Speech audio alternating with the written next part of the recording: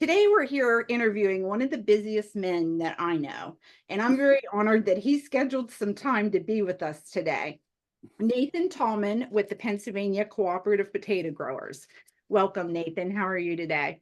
I'm doing good. Thank you, Lizzie. Thanks for having me. Oh, Oh, wonderful. Well, and I truly believe, I mean, I've never seen anyone do as much as you, and yet you make it look easy. oh thank you. I'm glad I'm doing that because it's not. So I try to Oh, have fun.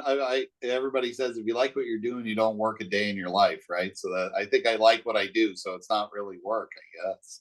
I think that's it. When people find their passion, it's just you're gun ho, you're excited about what you're doing, and I do think you're working in your passion. That's for sure.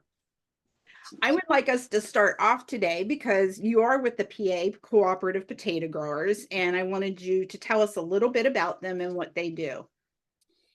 Yeah, so Pennsylvania Cooperative Potato Growers were located at 3107 North Front Street in Harrisburg. The cooperative's been we're in our 102nd year of business. We were chartered June 14th of 1922.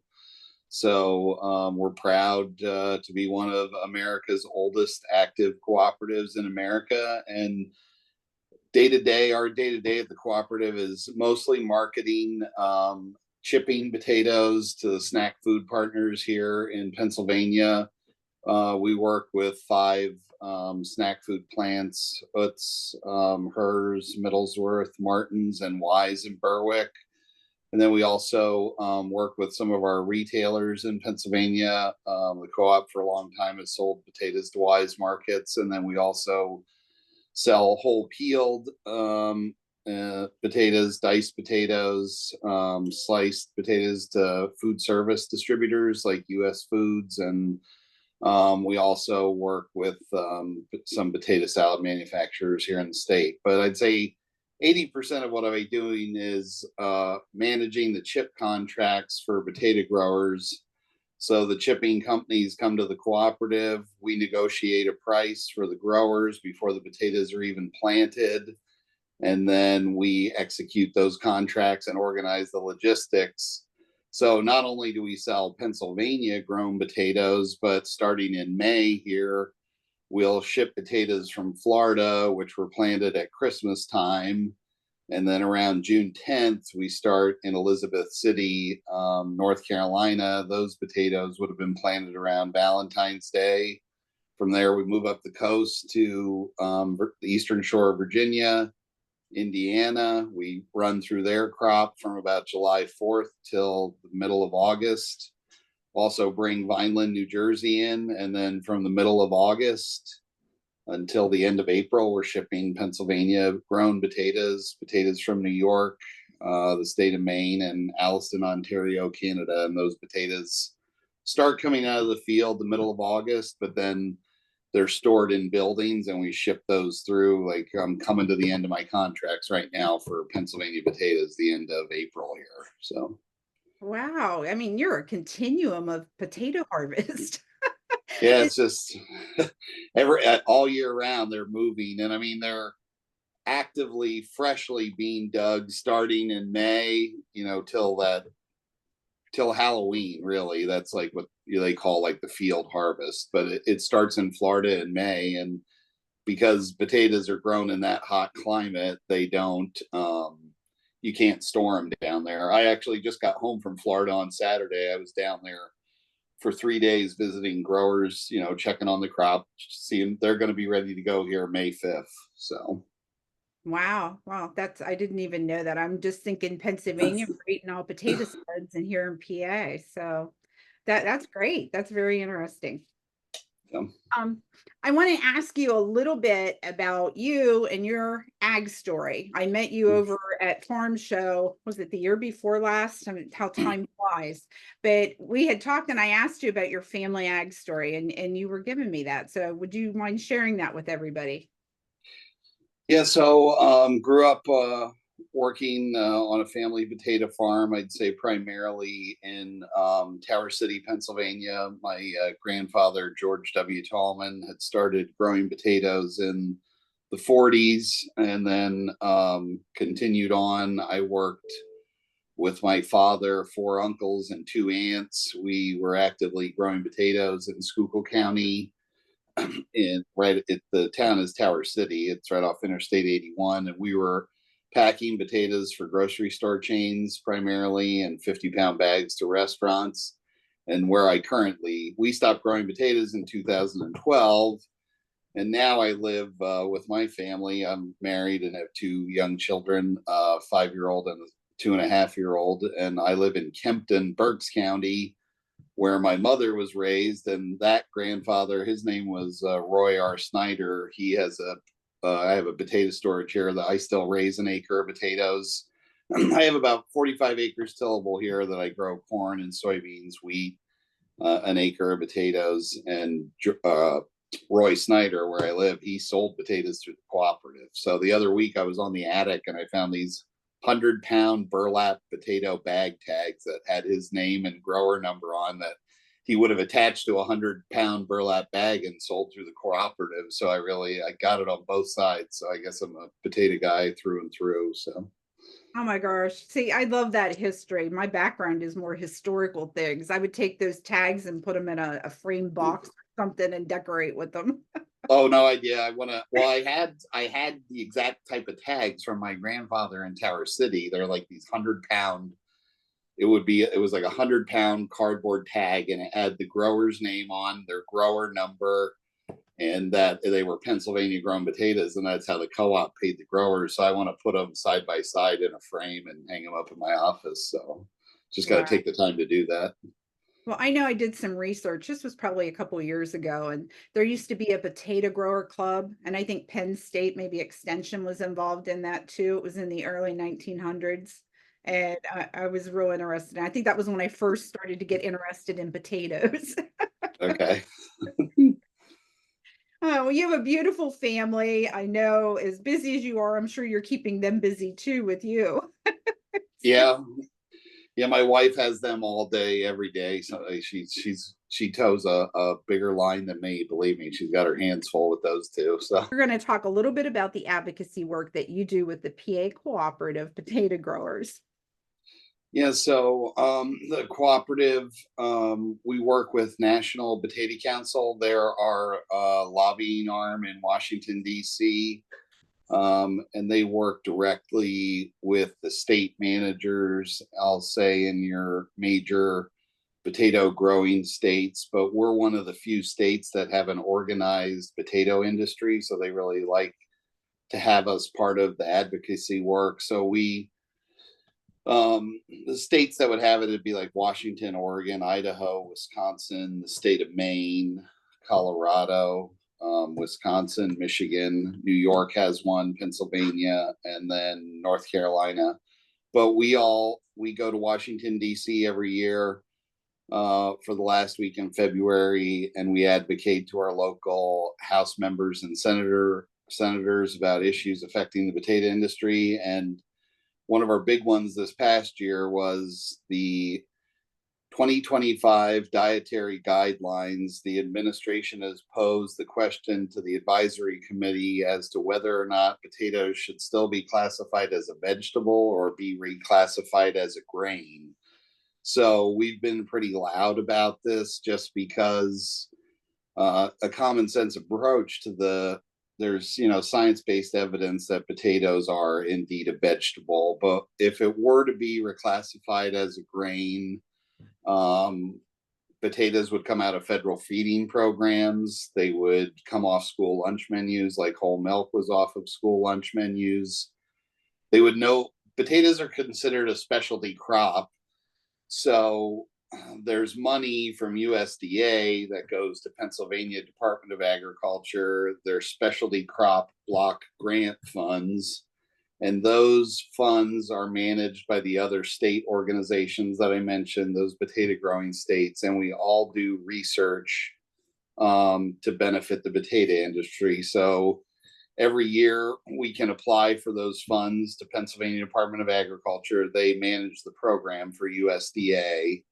And we do work on potatoes, not only to benefit the growers here in Pennsylvania, but nationally. We try to, everybody's looking for the new great variety that will yield well, like a new chipping variety, a new table stock variety. I mean, we're always looking for the new variety that will yield well. So that work that we do in conjunction with Penn State, which we're one of the only areas in the mid-Atlantic that still has a potato program. So Pennsylvania Cooperative Potato Growers works with Penn State. The next closest areas that are doing research on potatoes would be the state of Maine or North Carolina. And in years past, the Cornell University used to have a potato program that no longer exists. University of Maryland had a potato program, no longer exists. Rutgers used to have a potato program, no longer exists. So we play an important part here in potato research and potato advocacy. And, you know, if potatoes were reclassified as a grain and no longer considered a vegetable, a lot of that work wouldn't be able to continue on here in our state. Yeah. And, you know, when you had first shared this with me about the veggie versus grain scenario, you said to me it was USDA and it was an HHS committee. Is that Human Health Services? Is that what we're referring to? Yes, I believe Okay. Human Health Services. Yeah, I believe so. So I was surprised because, like, when I looked them up and you see, because I wanted to know who's sitting on this board that thinks this. But there's a lot of educators on there. And I'm like, they're not listening to science. I mean, I'm like, I mean, we think, you know, we've gotten a lot of traction behind this. It's been in the media a lot, but, you know, I advocated to our two senators here in the Commonwealth to sign on the letter, and neither of them would sign on the letter. We have 14 senators out of 50 that were willing to sign a letter that went to Secretary Vilsack to say, you know, hey, we think potatoes are a vegetable. So that's not even half of our senators apparently think potatoes are a vegetable. oh my gosh, yeah, I So don't get it. it's hard to believe 14 out of 50 signed the letter. It was a letter drafted by Susan Collins. She's from the state of Maine in a potato growing county. And it's something we need to continue to talk about and keep the issue out in the front there, because there's nothing good for the potato industry would come out of it. And the other thing to keep in mind, Potatoes USA is located in Denver, Colorado. So there I always describe Potatoes USA as they're the got milk of potatoes. They promote potatoes generically across the nation to benefit all potato growers. So if you ship a load of potatoes, every 100 pounds of potatoes that's shipped, Potatoes USA gets 3 cents. So on a trailer load of potatoes, it comes out to be about $18 to $20. So the first handler of the potatoes takes those funds and sends them to Potatoes USA. So the cooperative, we assess whatever grower, whatever state from, we will withhold that money and send it to Potatoes USA. But they do a lot of statistical research, and for the past 7 years, Americans have said potatoes are their favorite vegetable. So it's not only a vegetable, but it's America's favorite vegetable, and we need to keep it that way. It's the number one side dish in any restaurant on the menu. And you know, potatoes, I guess, sometimes get a bad rap, often the way they're prepared, whether, you know, but there's still very nutritious ways to eat potatoes, and potatoes have more vitamin C in them than an orange and more potassium than a banana. So we need our school children eating them. We need more Americans eating them. They have a lot of potassium and fiber in them, which everybody's diet is historically low in both those nutrients. So we just need to keep advocating to keep it remain classified a vegetable. Right. So everybody that's listening to this podcast, you need to pick up the phone. You need to write letters, send emails to your political leaders, and let them know how you feel about the potato being a vegetable. So to me, it just blows my mind, but you know, lots of things do. Tell us a little bit, there's different varieties of potatoes. And so in Pennsylvania, what are we growing? And I know that you had made a comment to me one time about like how far north you can go in Pennsylvania with like a certain potato. And I didn't even know that. Of course, I'm the hobby farmer, so I didn't even have a clue of how and where they grow. Yeah, so that there's about 5,000 acres of potatoes grown annually in the state, and I would say 60% of those are the round white, like chipping potatoes. And there's 4 or 5 varieties that are specific for chipping potatoes only. Like they're not well suited to go to the retail market because they're high in dry matter and there's not a lot of water there for the plants to fry away. So there's 4 or 5 varieties that are perfect for chipping potatoes, and that makes up 60% of what's grown here in our state. Then I would say the other, let me think about this, 30% would be, again, your round white type, round yellows, reds, and those get packed for retailers, farm markets, and food service providers. And then 10%, we have about there's 4 seed potato growers in Pennsylvania, and those potatoes are grown in remote areas of Pennsylvania. We have one in Potter County, there's one up at the New York state line, and then out in Erie County. And those potatoes are grown strictly for seed. So russets, which everyone is very familiar with, and is kind of like people call them Idaho potatoes, but there's russets can grow anywhere. They grow them in other states.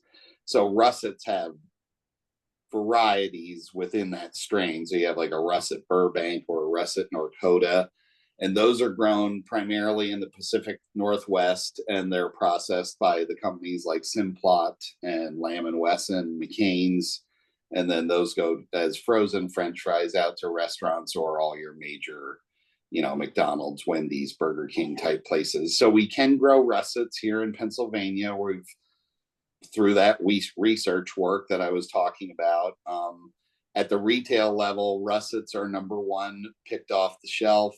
Yellow flesh potatoes are second, followed by reds. So we're trying to grow more russets here in Pennsylvania because consumers are asking for them. And but you can only grow them north of Route 80. So through research that our good friend agronomist that works for us at the cooperative, Bob Leiby, he helped qualify that russets only grow well north of Route 80. So you can get away with doing it in Potter and Erie counties, but you don't really want to be doing it down in Lancaster because potatoes like hot days and cool nights. And south of Route 80, you don't get many cool nights. It's still, the russets are just kind of a little finicky like that. So, but Okay. And so in central PA, what kind of potatoes should I be putting in my garden?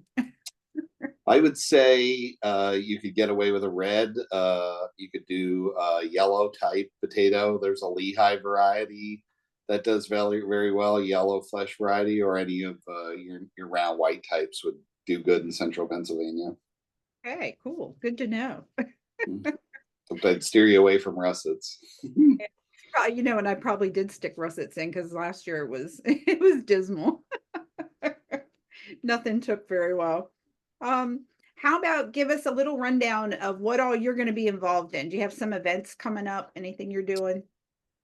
Yeah, so I know on May 8th and 9th, there's Farm City Days at the Farm Show Complex. We'll be there, educating the youth about potatoes. We're going to have a potato sorting station going with the 7 different variety potatoes that are grown.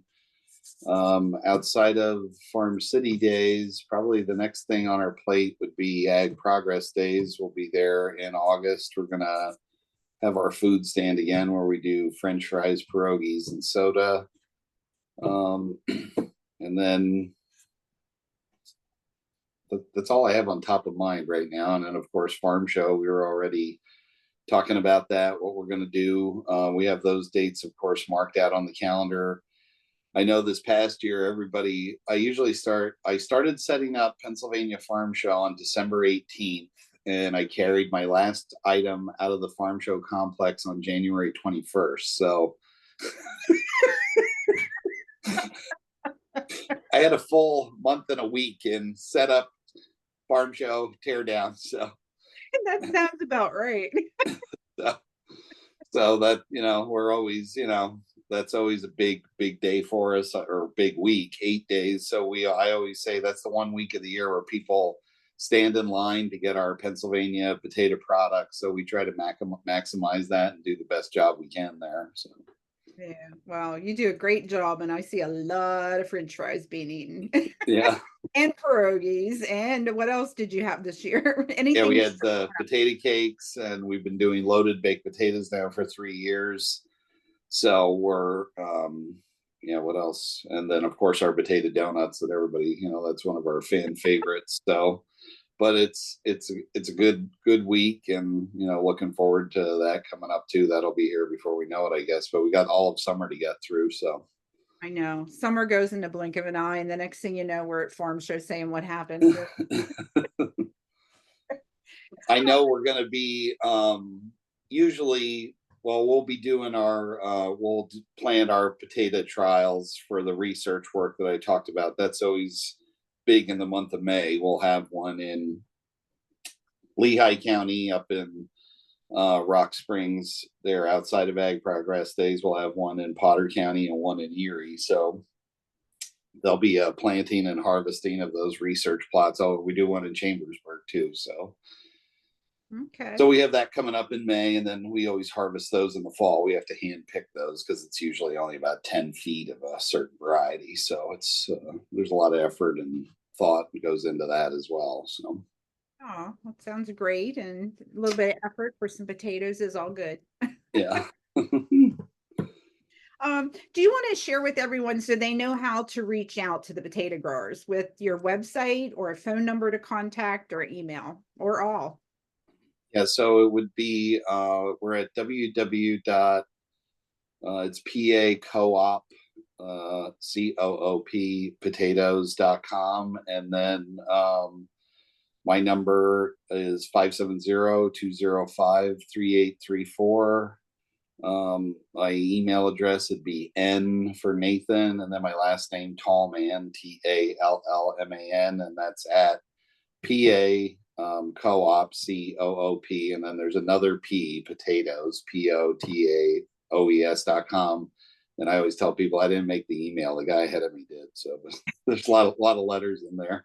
Just call me. And if you go to our website, there's a generic email. I think it's spuds@pacoop.com. So There we go. you'll get a hold of us. We'll put a little sign up with all your info on it.